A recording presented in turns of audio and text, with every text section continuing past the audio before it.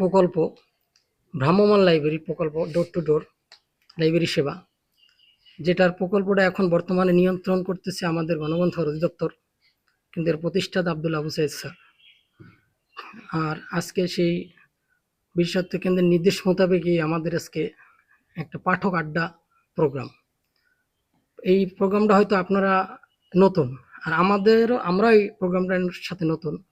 সুন্দর একটা উদ্যোগ পাঠক আড্ডা। আপনাদের সকলকে এই পাঠক আড্ডা প্রোগ্রামে স্বাগতম।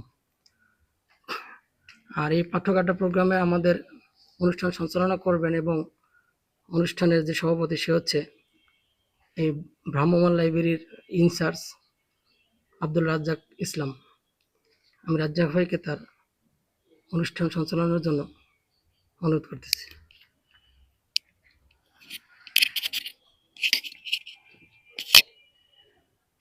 জিয়া ভাইকে ধন্যবাদ।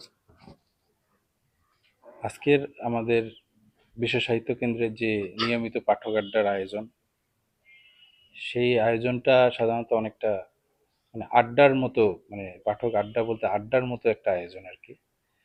তো এই আয়োজনের সাথে আমাদের সম্পৃক্ত থাকে হচ্ছে মানে পাঠকদের মধ্যে প্রতিনিধিরা থাকে, স্থানীয় যারা সাংস্কৃতিক কর্মকাণ্ডের সাথে থাকে এবং পাবলিক লাইব্রেরির যারা কর্মকর্তা থাকে, তাদেরকে নিয়ে আমরা এই ধরনের পাঠক আড্ডার আয়োজনটা করে থাকি। এবং এখানে একজন সঞ্চালক থাকে আর বাকি সবাই আলোচক থাকে, এরকম একটা আয়োজন আর কি। তো সবাইকে শুভ সময়। আজকের এই পাঠক আড্ডা আয়োজনের আমাদের এখানে উপস্থিত আছেন একজন মানে আমাদের সম্মানিত অতিথি আমাদের হচ্ছে মনির ভাই একজন ঝালকাঠি জেলা জাসসের সভাপতি এবং সাংস্কৃতিক ব্যক্তিত্ব। উপস্থিত আছেন আমাদের রিপন ভাই, উনি একজন সংস্কৃতি কর্মী। এখানে উপস্থিত পাঠকদের মধ্য থেকে উপস্থিত আছেন নাইম খান। নাইমকে চিনি আমি, ওর নাম মনে আছে। ওই পাশ থেকে ভাই আপনার নাম বলেন। আপনি? আমার নাম শিহাব। উনি ওই পাশ থেকে, আপনি আপনার নাম বলেন। মৌ। এই ভাই হাদিস। কি করতেছেন আপনি? কোথায় আছেন? আচ্ছা, পাবলিক লাইব্রেরিতে নিয়মিত পাঠক আপনি। এই ভাইয়া?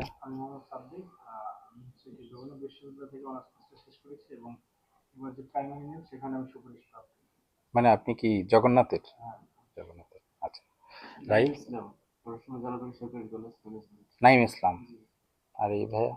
আমার নাম মোহাম্মদ জাকির হোসেন। আমি রিপন সাহেবের সাথে একটা সাংস্কৃতিক সাথে যুক্ত আছি, পাশাপাশি ব্যবসার সাথে সম্পৃক্ত। আচ্ছা। আর এই পাশে তো জিয়া ভাইকে সবাই চেনেন, সকলের প্রিয় জিয়া ভাই হচ্ছে পাবলিক লাইব্রেরির একজন কর্মকর্তা, এবং জিয়া ভাই অনেক উদ্যমী, উৎসাহী, এবং উনি আসলে মানে কি বলবো, অলরাউন্ডার বলতে যেটা বোঝায় আর কি। সাংস্কৃতিক মনা ব্যক্তি প্লাস সোশ্যাল ওয়ার্কারও বটে, খুব হেল্পফুল। যাই হোক, তো আমরা আমাদের পরিচিতি পর্ব শেষ করে এখন আমরা আলোচনা পর্বটা শুরু করব। আমাদের আজকে আলোচনার শিরোনামটা কি জিয়া ভাই? আপনি একটু শিরোনামটা বলেন। আমাদের আলোচনার বিষয় হচ্ছে পাঠাভ্যাস বৃদ্ধিতে বা সৃষ্টিতে বিশ্ব সাহিত্য কেন্দ্রের ভূমিকা বা অবদান। আমরা পাঠ্যাভ্যাস বৃদ্ধি সম্পর্কে আজকে সবাই মিলে গোল টেবিলে আলোচনা করব। একবার আড্ডা মানে ফ্রেন্ডলি আর কি, রিল্যাক্স মুডে আলোচনা করব, ঠিক আছে?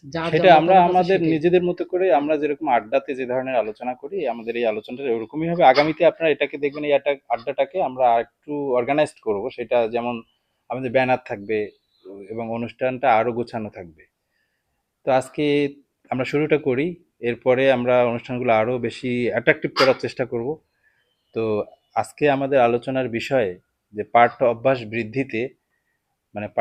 বৃদ্ধিতে বিশ্ব সাহিত্য কেন্দ্রের কি ভূমিকা। তা আপনারা তো নিশ্চয়ই সবাই বিশ্ব সাহিত্য কেন্দ্রের সাথে পরিচিত আছেন। ওই ভাইয়া তো জগন্নাথের যে ভাই, কি যেন নাম ভাইয়া? সাব্বির ভাই। তো আপনাদের ওখানে তো নিশ্চয়ই বিশ্ব সাহিত্য কেন্দ্রের একটা কার্যক্রম তো আছে। যেমন ঢাকা বিশ্ববিদ্যালয়ে বিশ্ব সাহিত্য কেন্দ্রের যে কার্যক্রম, এটা কিন্তু খুব ব্যাপক, এবং জগন্নাথও কিন্তু বিশ্ব সাহিত্য কেন্দ্রের একটা ব্যাপক কার্যক্রম আছে। যেমন আমরা পুরো জেলাটা ঘুরে, মনির ভাই, পুরো জেলাটা ঘুরে আমাদের বোধহয় মাত্র 44টা স্পট আছে, কিন্তু এই ঢাকা বিশ্ববিদ্যালয় এরিয়াটা ঘুরতে ঘুরতেই কিন্তু ওদের মানে অবস্থা খারাপ হয়ে যায়। এত পাঠক আর এত চাহিদা আর এত মানে সেখানে মানে কার্যক্রমগুলো অ্যাক্টিভ, সচল। তো এটা হলো বিষয় আর কি। তো এখন হচ্ছে যে ওই ঢাকা বিশ্ববিদ্যালয়ে কারা যায়? ঝালকাঠি থেকে কেউ পড়তে যায়, তাই না? রংপুর থেকে কেউ পড়তে আসে, বগুড়া থেকে কেউ পড়তে আসে, এভাবেই তো আসে।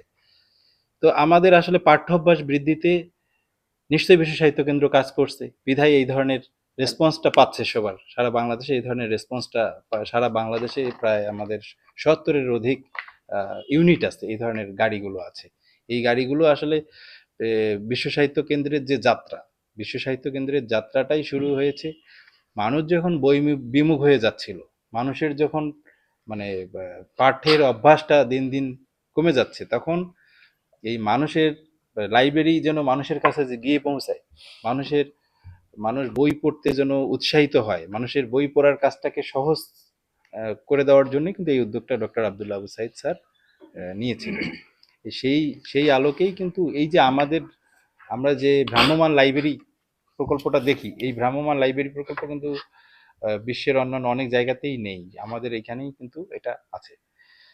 তো তারপরও কিন্তু আমরা পড়ি না, ঠিক আছে? তারপরও আমাদের পাঠের অভ্যাস গড়ে ওঠে না। আমাদের এই যে ফিল্ড পর্যায়ে গিয়ে কাজ করতে আমাদের কিন্তু মানে আমরা সেটা বুঝতে পারি, অনুধাবন করতে পারি। তো আমি এই পর্যায়ে একটু আলোচনার শুরুতে পাঠ্য অভ্যাস বৃদ্ধিতে বিশ্ব সাহিত্য কেন্দ্রের যে ভূমিকা এবং বিশ্ব সাহিত্য কেন্দ্রের পাঠ্য অভ্যাস বৃদ্ধির ক্ষেত্রে কোনো ধরনের পরামর্শ আছে কিনা, অথবা কোনো ধরনের সাজেশন আছে কিনা, বা নিজের কি মতামত, আমার মনির ভাইকে জিজ্ঞাসা করতে চাই যে পাঠ্যাভ্যাস বৃদ্ধিতে বিশ্ব সাহিত্য কেন্দ্রের ভূমিকা প্লাস আপনার অভিমত কি এই বিষয়ে আপনি একটু বলেন।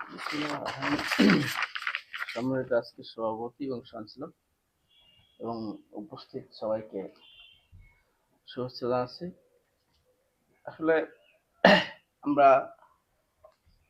আমরা আজকের ইয়ংদের অনেক পাইছি, খুব ভালো লাগতেছে যে আসলে এদের যে সময়টা, এদের সময়টা যখন আমরা পার করছি তখন কিন্তু আমরা প্রচুর বই পড়তাম, তখন এই জিনিসটা ছিল না, ঠিক আছে? মোবাইল, যার জন্য একটু ও মানুষ সময় দিত, বা একটা সময় এখানে নারায়ণদা ছিল, দায়িত্বে ছিল, জিয়া ভাইয়ের যে দায়িত্বে ছিল, আমরা তখন পড়তাম, অনেকে এসে সিট পেইত না এইখানে, আর আজকে চেয়ার খালি পাই আমরা, ঠিক আছে? এর আগে পৌরসভার ওখানে একটা লাইব্রেরি ছিল, ওখানেও আমরা যেতাম, ওখানে ছোট্ট একটা রুম ছিল। যাই হোক, আমার চোখের গোড়া কালো হয়ে গেছে শুধু বই পড়তে পড়তে। একটা সময় রাত জেগে, এটা অবশ্য ব্যাড হ্যাবিট হইতে পারে, রাত জেগে বই পড়তে, কোনো উপন্যাস পেলে সেটা শেষ না করা পর্যন্ত মানে ঘুমাইতাম না, এরকম একটা অভ্যাস, একটা বাজে অভ্যাস হইতে পারে। তো এই ম্যাগাজিন পড়তাম, এরকম ম্যাগাজিন পড়তে পড়তে অনেক অনেক বড় তোমার হয়ে যেত ম্যাগাজিন পড়তে পড়তে, কিন্তু সেই সময়টা আসলে এখন দেখা যায় না।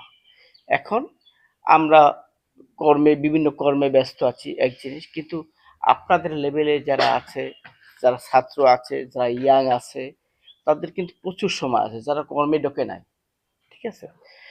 কিন্তু তবুও দেখা যায় যে আসলে সেই বই প্রতি যে আগের মানুষের আগ্রহ, সেটা অনেক কমে গেছে। আমি জানি না যে শুধুমাত্র মোবাইল না, অন্য কারণও থাকতে পারে। যাই হোক, ম্যাক্সিমাম মোবাইলই দায়ী, আমি যেটা মনে করি, ঠিক আছে? কিন্তু এ থেকে উত্তরণের পথ আমাদের বের করতে হইবে। আমরা যখন এখন যে ডাকছে, রাজ্জাক ভাই ডাকছে যে এখানে রাজা ভাই যে একটু আসেন, আমরা একটা পাঠের আড্ডা করি, ঠিক আছে? আমরা কিন্তু এই মোবাইল রেখা, এখন কিন্তু কেউ মোবাইল দেখতো, কেউ ভিডিও করতো, কেউ ছবি আপলোড করতো। এই সময়টা কিন্তু এই সময়টা না করে আমরা কিন্তু এখানে আসছি না, ঠিক? আসলে এই আমি মনে করি জীবনে অনেক কিছু আছে, 24 ঘন্টার মধ্যে ঘুম আছে, খাওয়া আছে, গোসল আছে, কাজ আছে, বহুত কিছু আছে, আছে না 24 ঘন্টার মধ্যে? কিন্তু আমি মনে করি যে অন্তত 1 ঘন্টা, আমরা এত ব্যস্ততার মাঝেও অন্তত 1 ঘন্টা যদি আমরা আহ বইয়ের প্রতি সময় দিই, বই পড়ার বিষয়ে সময় দেই, তাইলে যারা 40 শুদ্ধ 50 শুদ্ধ তারাও অন্তত সময় দিতে পারবে, যদি আমরা এটা চিন্তা করি যে কমপক্ষে 1 ঘন্টা আমরা বইয়ের প্রতি সময় দেবো। তাইলে কিন্তু হয়। বই পড়লে অনেক উপকারিতা। বই পড়লে আসলে এখানে সে বিশ্ববিদ্যালয়ের ছাত্র আছে বা বিশ্ববিদ্যালয় থেকে পড়ে আসছে, জগন্নাথে পড়ে আসছে, তারা হয়তো আরো ক্লিয়ার বলতে পারবে। বই পড়লে কি হয়, আসলে পাঠ্য বই আমরা পড়ি, পাঠ্য বই পড়ি, কিন্তু পাঠ্য বই একটা সিলেবাস থাকে, এই সিলেবাসের মধ্যে আবদ্ধ থাকি। আমাদের টার্গেট থাকে কি করে পাস করা যায়, এই না, কি করে পাস করা যায়, এই টার্গেটটা নিয়ে আমরা কিন্তু পড়ি। তখন দেখা যায় যে পাঠ্য বইতে অন্য কিছুও থাকে, ওইটা আমরা কিন্তু আমাদের কিন্তু পড়া হয় না, বাদ পড়িয়ে দেয়। কিন্তু আমরা যখন একটা উপন্যাস পড়ি, আমরা যখন একটা অন্য যে কোনো একটা বই পড়ি, তখন ওই বইটার কোনো অংশ বাদ দিতে চাই না। মনে করেন একজন একটা কবিতার বই উপহার দিল, সেখানে 40টা বইতে আছে, আমরা ট্রাই করি যে 40টাই পড়ার জন্য। আমরা বলি পাঠ্য বইয়ের মতো ওই যে 2টা কবিতা বাদ, এটা করি? এটা কিন্তু করি না। যার জন্য এটার জ্ঞানটা পাঠ্য বইয়ের চেয়ে আমি মনে করি বেশি হয়। এবং এই বই পড়া হয় কি, বই পড়া আপনার শব্দের যে ব্যবহার, এই শব্দের ব্যবহার আপনি প্রত্যেকটা ক্ষেত্রে কাজে লাগাতে পারেন। আপনি যখন নিজে রাইটার হবেন, নিজে যখন কবিতা লিখবেন, নিজে যখন গান লিখবেন, নিজে যখন কথা বলবেন, তখন এই শব্দগুলো আপনাকে খুব একেবারে সহজ করে দেবে আপনার কথা বলার জন্য, লেখার জন্য, আবৃত্তি করার জন্য, কবিতা লেখার জন্য খুব সহজ করে দেবে। আমরা মনে করি যে বই, এই যে স্বাভাবিকভাবে আমরা যদি একটা বই নিয়ে পড়ি, সেখানে দেখা যায় যে আমাদের যে বই পড়তে ক্লান্তি এসে যায় না, পড়তে পড়তে আর ভালো লাগে না। কিন্তু আপনি যদি স্টার্টিং করেন গল্পের বই, উপন্যাসের বই, কবিতার মজার মজার বই, স্টার্টিংটা যদি এরকম হয়, তাহলে অন্য বই পড়তেও ভালো লাগবে। সেরকম আমরা স্টার্টিংটা যদি কেউ আমাদের এরকম অভ্যাস না থাকে যে 1 ঘন্টা পড়বো, এর অভ্যাসটা না থাকে, সেক্ষেত্রে আপনি ভালো ভালো উপন্যাসে ট্রাই করতে পারেন, তারপর কবিতার বই, তারপর গল্পের বই, এগুলো ট্রাই করতে পারেন। এরপর আপনি জটিল বই বলতে যেমন আইনের বই, এগুলো জটিল বই, বা এরকম বিভিন্ন বই আছে, গবেষণার বই, এটা অনেক জটিল বই, জটিল। এরপর ওই ইতিহাস, ঐতিহ্যের বই, এটা অনেক জটিল। ঠিক আছে, আমরা যদি অভ্যাসটা সহজ থেকে করি, গল্পের বই, কবিতার বই, ঠিক আছে, এটা কিন্তু আমার মনে হয় আমরা সিদ্ধান্ত যদি আমরা এরকম নিই, আমরা সিদ্ধান্ত নেব, এবং আমাদের কাছাকাছি যারা থাকবে, কাছাকাছি যারা আছে, আমাদের ছেলে মেয়ে, ভাই বোন, আত্মীয় স্বজন, পাড়া প্রতিবেশী, এদেরকে উৎসাহিত করি যে এত তো মাথায় একটা জিনিস ঢুকে যে আমরা তা অন্তত 1 ঘন্টা তুমি যদি বই পড়া অভ্যাস করো, তাহলে তুমি সফলতা লাভ করবে। এই সেন্সটা যদি আমাদের আহ, পর্যায়ক্রমে সবাইকে আমরা পৌঁছাতে পারি, এই এটা, আহ, তাইলে হয় কি, তাইলে আস্তে আস্তে বই পড়া অভ্যাসটা তৈরি হবে। সেখানে সহযোগিতার জন্য যে বিশ্ব সাহিত্য কেন্দ্র আছে, সেইটা আপনারা ফলো করতে পারেন। যেমন বই পড়তে বললাম, কিন্তু আমার কাছে বই নাই, আমি কারে কি দিয়ে সাপোর্ট করব? তখন এই বিশ্ব সাহিত্য কেন্দ্র আপনাকে সেই সাপোর্টটা দেবে। বিশ্ব সাহিত্য কেন্দ্রের কাছে অনেক বই আছে। এরপর এখানে এই লাইব্রেরিতে অনেক বই আছে, আপনারা অনেক বই পাবেন। এরপরে যদি বলেন যে না, যে আমার এই বইটা লাগবে, এদের পক্ষে সেটাও সম্ভব সংগ্রহ করতে হবে। আমার যেটা আমি যতটুকু জানি, সেক্ষেত্রে আমরা মনে করি অভ্যাসটা গড়ার জন্য আমাদের একটা সময় নির্ধারণ করে নিতে হবে নিজেদের, যে এই সময়টায় বা এই সময়টা, অথবা যে সময় পাই আমরা সেই সময়টা অন্তত 1 ঘন্টা আমরা বই পড়া অভ্যাস করবো। তাইলে হয় কি, তাইলে এইটা রেগুলার যদি আমরা এটা করতে পারি, তাইলে আসলে আমাদের এই যে বিশ্ব সাহিত্য কেন্দ্রের যে যাত্রা, বিশ্ব সাহিত্য কেন্দ্রের যে চিন্তা চেতনা, সেটা যেমন সাকসেস হবে, এবং তাদের যে একটা কথা যে আলোকিত মানুষ আলোকিত মানুষ গড়ার জন্য যে বই পড়ার বিষয়টা বলা হয়েছে, সেই আলোকিত মানুষ আমরা হতে পারবো। এবং শুধু আলোকিত মানুষ হইলে কি হইবে, আলোকিত দেশ গড়বে, দেশ আলোকিত হয়ে যাবে। ধন্যবাদ সবাইকে। মানে আপনি যেটা বলতে চাচ্ছিলেন যে বই পড়ার অভ্যাসটা ধীরে ধীরে গড়ে তুলতে হবে, মানে একবারে বই পড়ার অভ্যাস না, বা পাঠক হয়ে ওঠার সম্ভব অভ্যাসটা না, একবারে সম্ভব হয় না, তাই তো? না। ব্যাপারটা এরকমই। জি। তো মনির ভাই যেটা বলার চেষ্টা করলো যে আমাদের ভালো পাঠক হতে গেলে বই পড়ার অভ্যাসটা ধীরে ধীরে শুরু করতে হবে, একটু একটু করে। আগে যেসব মজার বই, সহজ বই, এই বইগুলো পড়ে পড়ে তারপরে অনেক তাত্ত্বিক বই, অনেক গুরু গম্ভীর যে বইগুলো, সেই বইগুলো কিন্তু তখন পড়তে হবে। তো মনির ভাইকে অনেক ধন্যবাদ। আমরা যেহেতু মানে একটা আড্ডার অনুষ্ঠানে বসছি, আমরা একটু সবাই মোটামুটি একটু অ্যাটেন্টিভ থাকি। এখন তো রিল্যাক্স থাকে। বিদ্যুৎ আসছে, হ্যাঁ, এখন ভাই, বোধ হয় যে হ্যাঁ, হ্যাঁ। না, একটা চেয়ার দাও। মনির ভাইয়ের যে কথা, সাউন্ড করো। ছেলে মেয়ে বউ, এদের ভিতর থেকে কিন্তু আগে একটা দেশ সৃষ্টি করেছে, ভালোটা করে না খারাপ, হ্যাঁ, খারাপটা চমৎকার কিন্তু কথা ওইখান বলছেন। থেকেই বের হয়। জীবন ভাই আপনি সুন্দর যখন কথা। আপনার সন্তানকে একটু লেখাপড়ার দিকে ধাপিত করবেন, ছবি আঁকার দিকে, কবিতা লেখার দিকে, অথবা পড়াশোনার দিকে, তখন দেখবেন কি আপনার ওই সন্তানটা অটোমেটিকলি কিন্তু তার একটা ধারাবাহিকতা হয়ে যাচ্ছে। আর সবচেয়ে বড় বিষয়, আমি এটাকে একটা জিনিস অ্যাড করতে চাচ্ছি। রাসূলুল্লাহ সাল্লাল্লাহু আলাইহি ওয়াসাল্লাম বলছেন কি যে, তোমরা যদি শোনো পাহাড় পরিবর্তন হয়েছে, এক স্থান থেকে অন্য স্থানে চলে গেছে, এইটাকে বিশ্বাস করবে। তোমরা যদি শোনো মানুষের চরিত্র পরিবর্তন হয়েছে, এটা বিশ্বাস করবে না। কারণ মানুষের চরিত্রটা কিন্তু 15 বছর ধরে সৃষ্টি হচ্ছে। আপনি 15 বছর ধরে চুরি করতেছেন, 15 বছর পর হট করে কিন্তু চুরি ছেড়ে দিতে পারবেন না। এটা সম্ভব না, সম্ভব। অতএব আপনি ছোটবেলা থেকে যদি আপনার ছেলেকে 15-16 বছরের মাথায় নিয়ে ছেড়ে দেন, ওই ছেলে কখনো খারাপ পথে পদার্পণ করতে পারবে না, কারণ ও তো শিক্ষা পাইছে সব ভালো জিনিসগুলো। এটাকে পরিবর্তন করে জীবন ভাই অনেক সুন্দর কথা বলছে। এখন হচ্ছে যে আমরা যে বিষয়টা নিয়ে আলোচনা করতে চাচ্ছি, যেটা মূল ফোকাস করতে চাচ্ছি, যে আমাদের মানে পাঠ্যাভ্যাস বৃদ্ধিতে যে গণগ্রন্থকার যে বিশ্ব সাহিত্য কেন্দ্র বা পাবলিক লাইব্রেরির কি যে ভূমিকা, উদ্যোগগুলো, উদ্যোগগুলা, যে সেগুলো উদ্যোগগুলো নিয়ে আহ, অন্যরা কি ভাবতেছে। এরকম মানে আমরা তো আমাদের মতো করে ভাবতেছি। আমাদের এখানে কিন্তু পাবলিক লাইব্রেরি বা গণগ্রন্থাগার অধিদপ্তরের একজন কর্মকর্তা এবং উনি দায়িত্বশীল মানুষ হিসেবে আছেন। উনি কিন্তু অনেকের প্রশ্নের উত্তর দিবেন, আপনি রেডি থাকেন কে কি বলতেছে। এই প্রশ্নগুলো কিন্তু আপনি একটু নোট রাখেন, এই জিনিসগুলোতে আপনি আপনার মতো করে অ্যান্সার দিবেন। তো এইখানে পাঠকদের মধ্য থেকে ওই যে আপুকে একটু ফ্লোর দেয়, আপু অনেক হ্যাঁ বলেন silent আপনি। আছে। আপনি আপনি তো পাঠক না, আপনি তো মানে নিয়মিত পাঠকই। হ্যাঁ, এই ব্যাপারে একদম মানে আজকে মানে ধন্যবাদ আমাদের এখানে আলোচনা করতে হবে, আগামীতে থাকবে। তো আপু কিসে আছে কথা বলতেছেন, আপু পরিচয়টা দেন। আমি সুমাইয়া সুলতানা, আমার অনার্স কমপ্লিট হয়েছে। আমি বিএম কলেজ থেকে অ্যাকাউন্টিং এ পড়াশোনা করেছি। বিএম, জি। আচ্ছা, আপনি তো এখন এখানে পাঠক, আপনি কি অন্য বইও পড়েন নাকি শুধু জব রিলেটেড বই? না, অন্য বইও পড়ি। তো আপনি আমাদের বিশ্ব সাহিত্য কেন্দ্র সম্পর্কে, বিশ্ব সাহিত্য কেন্দ্র কিভাবে পাঠ্যক্রম বৃদ্ধিতে ভূমিকা রাখতেছে, বা বিশ্ব সাহিত্য কেন্দ্রের পাঠ্যক্রম বৃদ্ধিতে যে ভূমিকা রাখতেছে, এটা সম্বন্ধে কি এফেক্ট করতেছে, এই বিষয়ে আপনার মতো করে বলেন।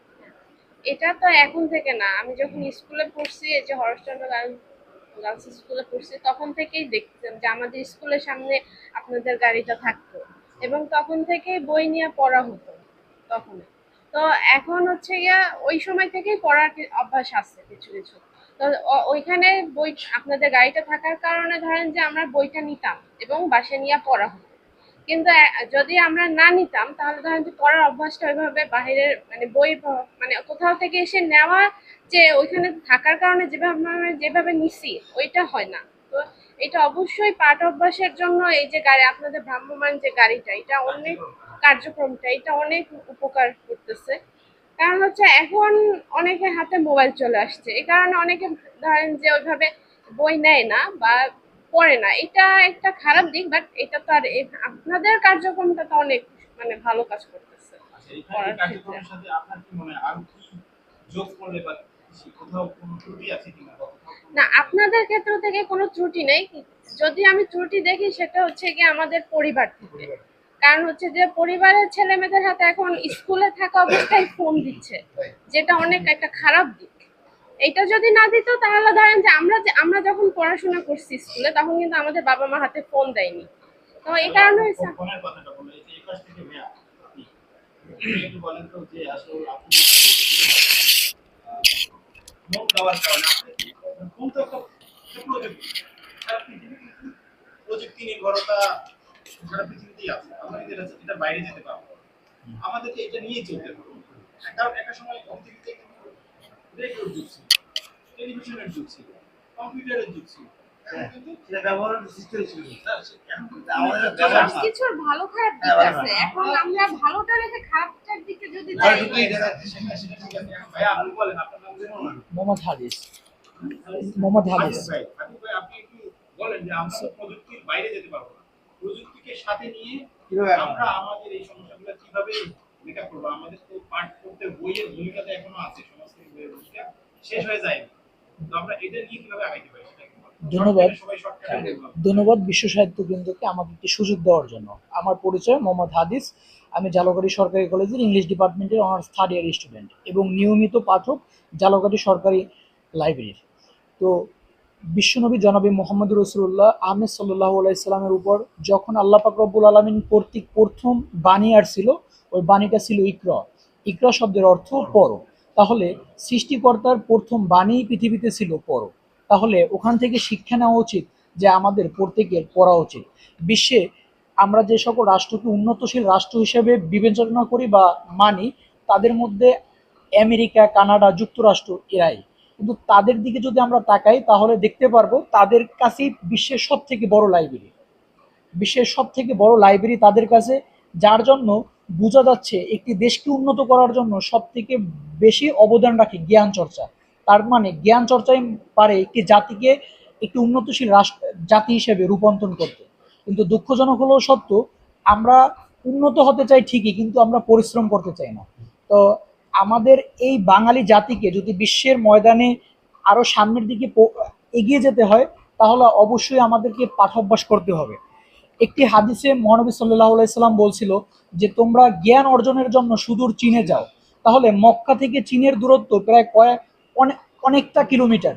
তবু মহানবী সাল্লাল্লাহু আলাইহি সাল্লাম সে যখন জীবিত ছিল 1400 খ্রিস্টাব্দে, তখন কিন্তু সেই সময় নবীজি বলছিল যে তুমি জ্ঞান অর্জনের জন্য সুদূর চীনে যাও। কিন্তু দুঃখজনক হইলেও সত্য, আজকে আমাদের বাসার পাশে লাইব্রেরি থাকার পরও ভ্রাম্যমাণ লাইব্রেরি আমাদের দুয়ারের সামনে গোড়ার ফলও আমরা ওই হারে কিন্তু বইটা পড়ি না। তো আমরা মনে করি যে এই যে ভ্রাম্যমাণ লাইব্রেরি বা বিশ্ব সাহিত্য কেন্দ্র, এদের যদি পাঠক সংখ্যা বৃদ্ধি করতে হয়, তাহলে আমরা মনে করি এর ফলে শুধু আমাদের এই জাতি ডেভেলপ হবে না, অপরদিকে আমাদের জালকাঠি ডেভেলপ হবে। আর এই জালকাঠি ডেভেলপ করার জন্য দেখেন কিছু জায়গা আছে, যেমন এই লাইব্রেরিতে বিভিন্ন সময় বিভিন্ন প্রোগ্রাম হয়, যেমন 16ই ডিসেম্বর, 21শে ফেব্রুয়ারি। এই সকল অনুষ্ঠানগুলোতে দেখা যায় বিভিন্ন স্কুলের বা বিভিন্ন শিক্ষা প্রতিষ্ঠানের স্টুডেন্টরা আসে, সরাসরিভাবে বা ওতপ্রোতভাবে বিভিন্ন প্রোগ্রামের সাথে অ্যাড হওয়ার ফলে যে ছাত্রটা বা যে ছাত্রীটা লাইব্রেরি সম্পর্কে জানতো না, ও কিন্তু ওই প্রোগ্রামের ফলে জানতে পারে। তো আমাদের কথা হচ্ছে, যেহেতু আপনারা বিশ্ব সাহিত্য কেন্দ্র, আপনারা আপনাদের সার্ভিসটা সমস্ত জায়গায় বিতরণ করেন, তাহলে আমাদের জালকাঠিতে কয়েকটি স্পট আছে, যে সকল স্পটে আমাদের শুক্রবার দিন বা ভ্যাকেশনের দিনে অতিরিক্ত লোক জমা হয়। ওই সকল দিনে যদি আপনারা ওপেনলি কোনো প্রোগ্রাম অ্যারেঞ্জ করেন, যেমন 21শে ফেব্রুয়ারি সম্পর্কে যেমন শর্ট টাইম বই পড়ার পর ওখান থেকে ছাত্ররা যেটা বুঝবে ওরা লিখবে, তাইলে হবে কি তাইলে ওখান থেকে একটা আগ্রহ জমবে। তো ওখান থেকে যখন আপনারা ওদের কাছ থেকে, ওদের গার্ডিয়ানদের কাছ থেকে যখন নাম্বার নেবেন এবং ওদেরকে যখন পুরস্কার বিতরণ করবেন, তখন গার্ডিয়ানরাও কিন্তু বাসা থেকে ফোর্স করবে যে বাবা তোমার যেভাবেই হোক ওখান থেকে বই নেওয়া উচিত।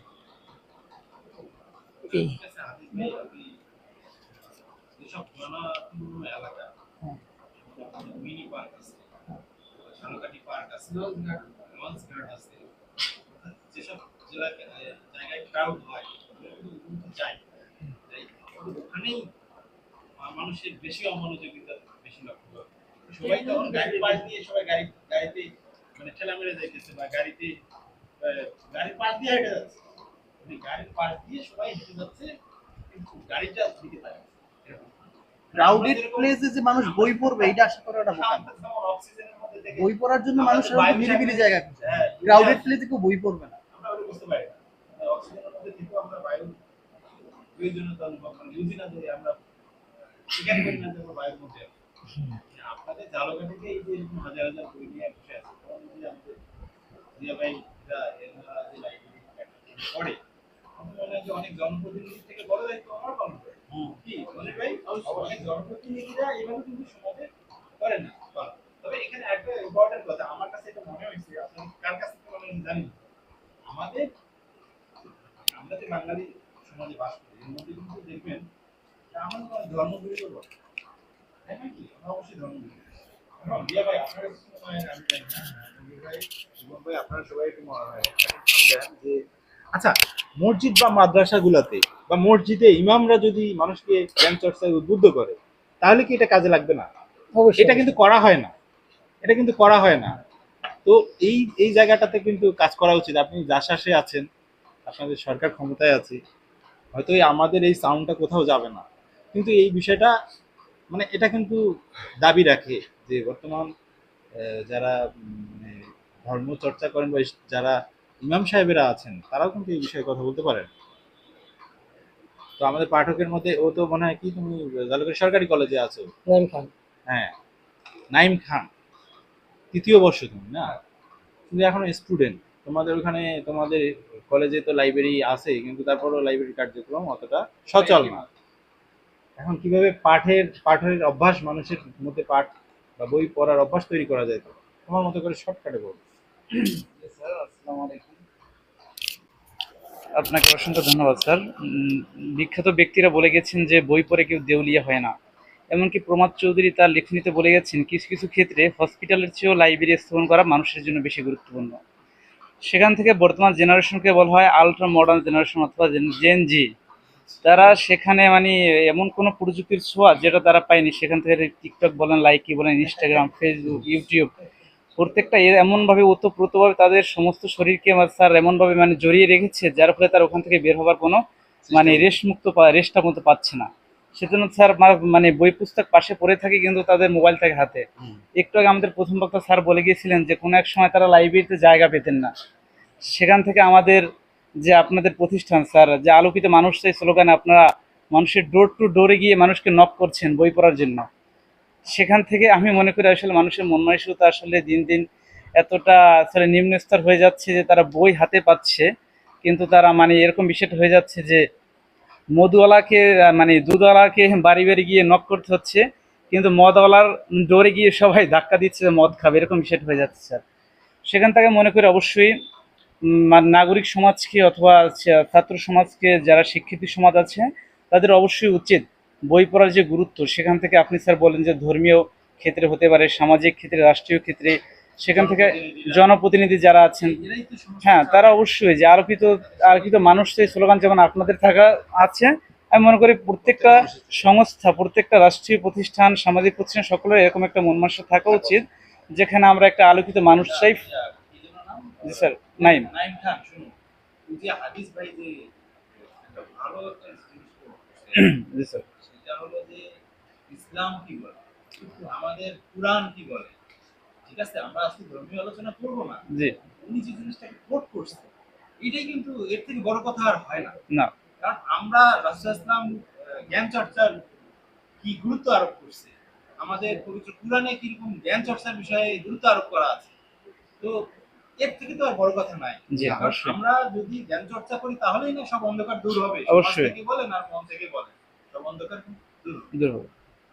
তো ঠিক আছে, তোমাকে অনেক ধন্যবাদ। আচ্ছা ধন্যবাদ আপনাকে। এখানে আমাদের এক ভাই আছেন জগন্নাথ ইউনিভার্সিটি, সাব্বির ভাই। সাব্বির ভাই, আপনি যেটা কেউ বললো না, এখনো বলেনি, সেই রকম কিছু বলেন। আচ্ছা, ধন্যবাদ। ভাই যেটা বললো যে পাঠকদের মানে বই পড়ার প্রতি অভ্যাস তৈরি করতে গেলে যে বিভিন্ন ক্রাউডেড প্লেসে এই জায়গায় ব্যাপ্তিটা পৌঁছে দেওয়া উচিত। পাশাপাশি আমি যেটা অ্যাড করতে চাই, ভাই বলেছিল যে একদম শুরু থেকে একটা অভ্যাস 15 বছর যাবত গড়ে তুলতে হয়। সেক্ষেত্রে আমি মনে হয় একদম ছোট থেকে, যেমন প্রাইমারি থেকে যারা আছে তাদের কাছে আরো বেশি, অর্থাৎ শিক্ষা প্রতিষ্ঠানে এটা পৌঁছানো উচিত এই বার্তা কার্যক্রমটা, ঠিক আছে? হ্যাঁ একদম শুরু থেকে একদম এটার সাথে গেট ইন টাচে থাকা উচিত। তাহলে আমি মনে করি যে এটা অভ্যাসটা ব্যক্তি আরো বাড়বে। যেমন আমি আনলাকিলি আমি বেশি একটা বেসিক বই পড়ি না, চাকরির বই নিয়ে বসে থাকি আর কি। তবে আমি একবার মনে হয় ইউনিভার্সিটি ফার্স্ট ইয়ারে একটা বই নিয়েছিলাম, ওই যে ব্রাহ্মণ ইয়ার বই থেকে, গাড়ি থেকে আর কি, বিশ্ব সাহিত্য কেন্দ্রে একবার। তাই এরপরে আর নেওয়া হয় না। তবে এটা আমার অপারগতা, আসলে আমার নিজের ব্যর্থতা। তো আমি মনে করি আমার যদি ওই অভ্যাসটা একদম বেসিক বই পড়ার শুরু থেকেই থাকতো, হয়তো বা আমি পড়তাম। সেক্ষেত্রে কিভাবে এটা মানে আরো স্প্রেড করা যায় এই শিক্ষা প্রতিষ্ঠান থেকে, আমি মনে করি একদম ছোট থেকে, তাহলে হয়তো আরো। শুরু থেকে আমাদের শুরু আমি একটু আর পরিবার আমাদের কিন্তু ডক্টর আব্দুল আবু সাইদ স্যার হাসতে হাসতে একটা কথা বলে যে যারা আমরা তো গেছি, মানে আমরা তো চলে গেছি, আমাদেরকে দিয়ে আর কিছু হবে না, কিন্তু যারা এখনো যায় নাই তাদেরকে নিয়ে ভাবতে হবে। সাইকোলজি সবসময় বলে আমি একটু অ্যাড করি সাব্বিরের সাথে। সাব্বির যেটা বললো যে আমাদের ওই স্কুল লেভেল থেকে শুরু করা আছে। এখন আমি জানি এখানে কয়জন জানে না, মনে হয় জিয়া ভাই জানে, আমাদের স্কুলের লাইব্রেরিটা এই লাইব্রেরির থেকেও বড়, এবং আমি ওই লাইব্রেরির দায়িত্বে ছিলাম। আমার আব্বা ওই লাইব্রেরির ইনচার্জ ছিল, আমি ওই লাইব্রেরির দায়িত্বে ছিলাম। ওই লাইব্রেরিতে যে পরিমাণ বইয়ের কালেকশন আছে, আমি আপনারে, যদি এখন বই চুরি না হয়ে থাকে, আমাদের গভর্নমেন্ট স্কুলের জলপাই সরকারি উচ্চ বিদ্যালয় ওই লাইব্রেরিতে যে পরিমাণ বইয়ের কালেকশন আছে, আমি বলতে পারি যদি মানে এখন কি অবস্থা, চুরির ব্যাপার যদি না হয়ে থাকে এই লাইব্রেরি থেকে বেশি আছে। সেই ব্রিটিশ আমল থেকে এমন কোনো বইয়ের মানে কালেকশন নাই যেখানে নাই। এখন বিষয়টা হচ্ছে কি, আমাদের সময় যেটা ছিল, প্রতি বৃহস্পতিবার 1 ঘন্টা ক্লাস ছিল। প্রতি বৃহস্পতিবার 1 ঘন্টা ক্লাস ছিল। এক বৃহস্পতিবার তো কুইক কুইজ, পরের বৃহস্পতিবার তো বিতর্ক প্রতিযোগিতা। এটা ক্লাস 3 থেকে, আমরা যখন ক্লাস 3 থেকে ভর্তি হয়েছি তখন থেকে। এখন আপনি যখন আমাদের ছিল জোর বিজোর, হ্যাঁ হ্যাঁ, আমাদের যখন ছিল, এই যে প্রধান কথা বললেন না, তার আগে এখন যেটা হইতো যে আমরা যখন জোর বিজোর কুইজ করতাম, সিস্টেমটা ছিল যে জোর বিজোরে কোশ্চেন করবে, বিজোর জোরে কোশ্চেন করবে। আবার বিতর্কের টপিক আগের সপ্তাহে বলে দেওয়া হইতো। এখন এইটা আপনি পাবেন কই? বিতর্ক করবেন কি দিয়ে? আপনাদের কাজ, আমাদের সবার কাজ তো যেই টপিকে বিতর্ক, তো লাইব্রেরিতে গিয়ে ওই টপিকের বইটা করে নিজের মতো করে চিরকুট বের করে, এরপর এটা হচ্ছে আমাদের প্রাথমিক অভ্যাস। ওইখান থেকে আমরা ভ্রাম্যমাণ লাইব্রেরিতে আসি। আমরা ভ্রাম্যমাণ লাইব্রেরিতে প্রথমে আসি নাই, আমরা প্রথমে স্কুলের লাইব্রেরিতে ছিল। কারণ হচ্ছে আমি বাসার সামনে, আপনি আমার বাসায় গিয়ে নক করলে তো হবে না, আপনার তো বুঝতে হবে আমার ওরা ডিমান্ড আছে কিনা। আপনার প্রথমে ডিমান্ড ক্রিয়েট করতে হবে, তারপর আপনাকে ওই যে মদের ডিমান্ড তারা ক্রিয়েট করে বিভিন্ন ভাবে, তা এই কারণে মদের দোকানে গিয়ে নক করে। আপনাকে প্রথমে ডিমান্ড ক্রিয়েট করতে পারতে হবে, তারপর গিয়ে আপনার যাওয়া লাগবে, হয়তো তারাই আসবে। তা আমরা ভ্রাম্যমাণ লাইব্রেরি যখন আমাদের বাসার সামনে, যেমন ব্র্যাক মোড়ে যখন আপনারা রাখতেন, আমাদের সময় পুরা জায়গা ধইরা মনে করেন ভ্রাম্যমাণ লাইব্রেরির গাড়িটা সবাই ঘিরা ধরতো। সবাই বই সময় রকিব হাসান থেকে শুরু করে আমাদের বিশেষ করে একজন প্রমিনেন্ট রাইটার ছিল, হুমায়ুন আহমেদের বইয়ের জন্য আমরা ওয়েট করতাম, জাফর ইকবালের বইয়ের জন্য। এখন ওই ধরনের রাইটারও নাই, যার কারণে পাঠকদের টানতে পারতেছে না। আমি দেখলাম মোরাললেস সবাই মোবাইলটা দোষী করতেছে। মানে এটা হচ্ছে বিভূতিভূষণ বন্দ্যোপাধ্যায়ের একটা বইয়ের মতো, মানে আগেই আপনি চোর ধরে বসে আছেন, এখন সেই অপরাধী কিনা এখন আপনি সেটা প্রমাণ করার জন্য ব্যস্ত। আপনি আমার সাথে বিশ্ববিদ্যালয় লাইব্রেরি গুলো চলেন, বিশ্ববিদ্যালয়ের ছেলেপেলের, আমাদের বিশ্ববিদ্যালয় 10 MBPS, ঠিক আছে, ওইখানে পোলাপান মোবাইল রেখে আপনি লাইব্রেরি বসার সিট পাবেন না, ওরা মোবাইল রেখে আসতেছেন। তাহলে ওইখানে যদি লাইব্রেরিতে না, আপনি লাইব্রেরিতে এঙ্গেজমেন্টের এমন কিছু করতে পারতেছেন না, বা এমন বইগুলো রাখতে পারতেছেন না যেইটা পাঠকরা টানতে পারে, আপনি পাঠকের ডিমান্ড ক্রিয়েট করতে পারতেছেন না। যেমন আমি এর সাথে বলবো, যেমন মনে করেন আপনার স্কুলে যদি একটা কবিতা প্রতিযোগিতা হয়, ওইখানে যদি 50টা ছেলে কবিতা আবৃত্তি করতে আসে, তাহলে 50টা ছেলে 50টা বই লাগে নাকি, অথবা 50টা লিখতে হবে, ওরা কিন্তু তখনই বই কালেকশন। আর আরেকটা মজার জিনিস, বই কবিতা আবৃত্তি করবেন কি, আমাদের লেখা ওই সময় ছোট ছোট ম্যাগাজিন আকারে ছাপা হইতো। ইভেন আমরা যে কবিতাগুলো লিখতাম, আমার এখনো কয়েকটা ডায়েরিতে আমার নিজের ছোট থেকে ক্লাস 3-4 এর কবিতা লেখা আছে, আমি দেখে হাসতেছি এই সব কবিতা আমি লিখছি। ওইগুলো কি করতো, আমাদের ছোট ছোট কবিতাগুলো আমরা বিভিন্নভাবে ডিজাইন করতাম কাগজে, ওইটা আমাদের ক্লাসরুমে লাগানো থাকতো। হ্যাঁ, দেয়া লাগা আমাদের লেখা। আমার নাম হচ্ছে শিয়াব।